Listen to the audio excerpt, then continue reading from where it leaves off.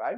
So let's get into it. Principle-based nutrition. Again, there's 10 principles. They're so simple, almost so simple that they kind of offend the mind. Like, it can't be that easy. It really is, but I'll give you some details in terms of how to apply them.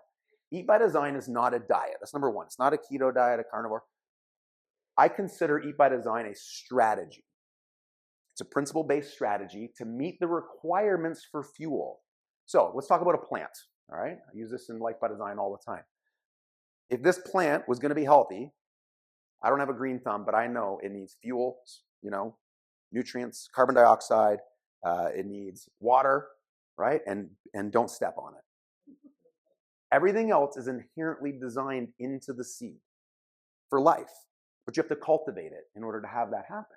Yet we don't look at our own bodies that way. We don't do the things our body needs, either consciously or unconsciously, and then our body wilts, quote unquote. We get identified as a pathological process. We give it a name, and then we try and treat the condition. And I'm not saying you shouldn't do that. Sometimes you got to cut the brown leaves off. Like, I get that. So I'm not saying medical care is invaluable. I'm not saying we shouldn't do those things. What I'm saying is, even if I was doing those things and I had to cut these heads off, for the rest of the cells of the plant to live, should it still get water? Right?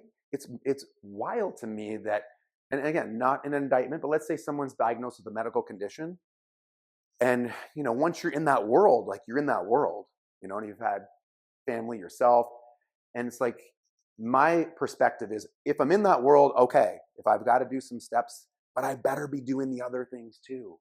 I should still be focusing on good food. I should still be, trying to train my body if I'm able to do that, getting rest and recovery, making sure my biostructural system's healthy. So that's what Life by Design